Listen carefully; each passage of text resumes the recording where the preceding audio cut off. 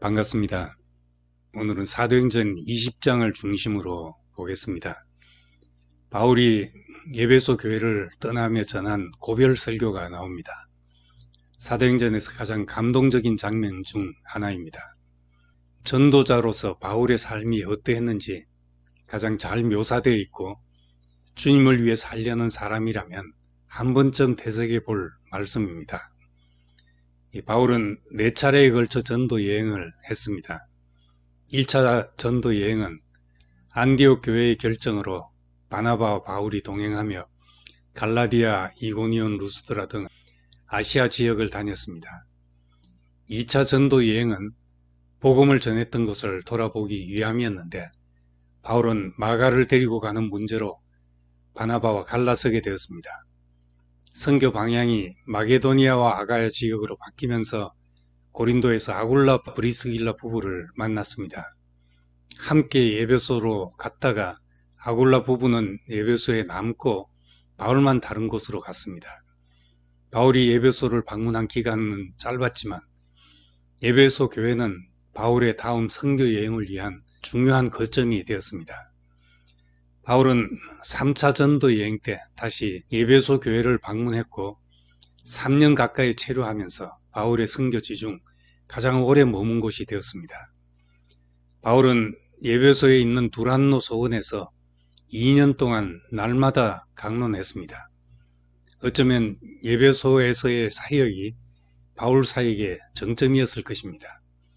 요한계시록에 나오는 아시아의 7교회도 바울이 에베소를 중심으로 다니며 말씀을 전한 결과로 생겨난 교회들입니다.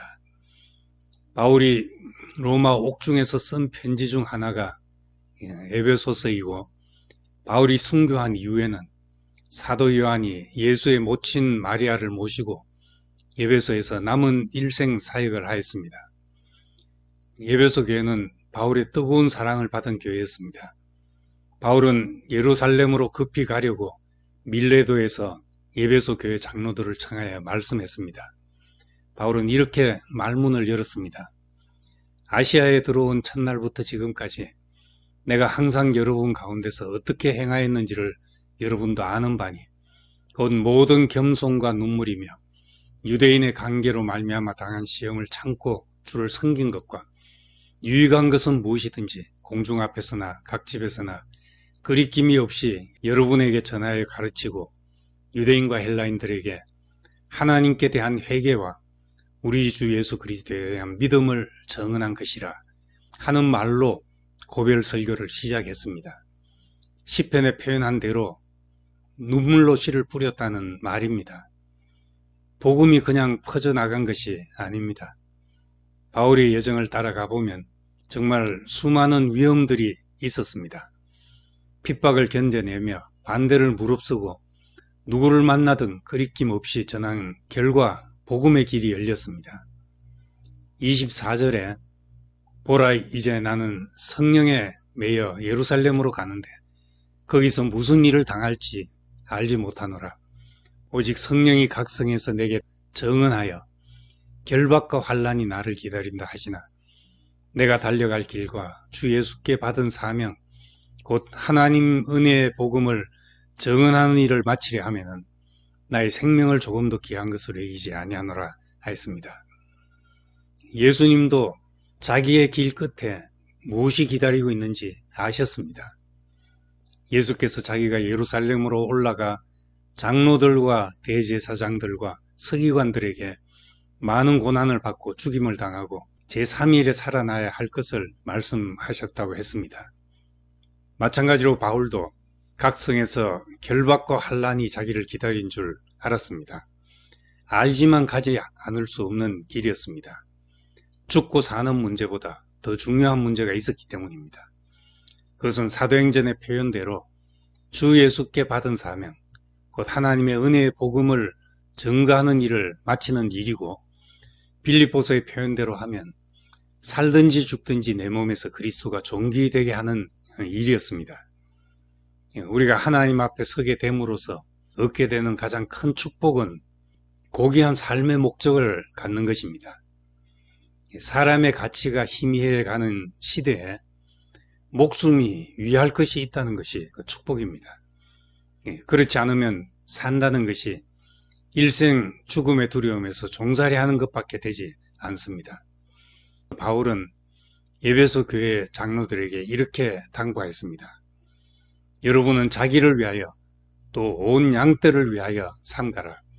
성령이 그들 가운데 여러분을 감독자로 삼고 하나님이 자기 피로 사신 교회를 보살피게 하셨느니라. 이상하게 들릴 수도 있지만 바울은 교회가 하나님의 피값이라고 표현하고 있습니다. 초대교회 선교회 여러 사도의 사역이 때로 겹치기도 했지만 그들은 자기 울타리를 치지 않았습니다. 내가 전도했으니까 내 양이라는 생각은 사람을 자기 울타리 안에 가두게 만듭니다. 한 사람 한 사람이 하나님의 핏값으로 산 사람이라고 생각하면 아무리 내가 땀 흘려 수고해서 전도했다 해도 하나님의 사람이지 내 사람이 아닙니다. 오늘 주의 일을 하는 많은 사람이 자기 땀이 묻었다고 해서 사람을 마치 자기 소유인 양 생각하기 쉽습니다. 하나님 백성을 하나님께 돌려드리는 것이 오늘날 감독자들의 일일 것입니다. 마지막으로 바울은 지금 내가 여러분을 주와 및 그 은혜의 말씀에 부탁하노니 그 말씀이 여러분을 능히 든든히 세우사 거룩하게 하심을 입은 모든 자 가운데 기업이 있게 하시리라 말씀했습니다. 우리는 함께 할 때도 있지만 혼자일 때도 있습니다. 바울은 각 지역에서 짧은 시간밖에 함께 하지 못되기 때문에 사람들을 주와 및 그 은혜의 말씀에 맡길 수밖에 없었습니다. 우리도 자신이 말씀 전한 사람을 언제까지나 붙잡고 있을 수 없습니다. 예수님은 나를 먹으라 하셨고 이어서 내가 너희에게 이런 말이 영이요 생명이다 하셨습니다. 말씀 앞에서 살아가도록 하는 것이 그들을 성숙에 이르도록 하는 것입니다. 이 말을 한 후 무릎을 꿇고 그 모든 사람들과 함께 기도하니 다 크게 울며 바울의 목을 안고 입을 맞추고 다시 그 얼굴을 보지 못하리라 한 말로 말미암아 더욱 근심하고 배에까지 그를 전송하니라 하였습니다. 참으로 아름다운 이별입니다. 바울 사도는 사랑하는 사람들, 3년 동안 눈물로 가르치고 양육했던 사람들을 떠나 다시 주님의 이끌림을 받아야 했습니다. 자기들끼리 좋아하다 보면 예루살렘 교회처럼 닫힌 문이 될 수 있습니다. 우리는 복음에 빚진 자들입니다. 어디선가 목마르게 살리는 양식과 죽고 다시 사는 복음을 기다리는 사람들이 있습니다. 그래서 결박과 환란이 기다린다 하여도 복음을 위하여 주의 손에 이끌릴 수밖에 없었던 바울의 행로를 이 마지막 고별 설교를 통해서 깊이 생각해 보게 됩니다. 감사합니다.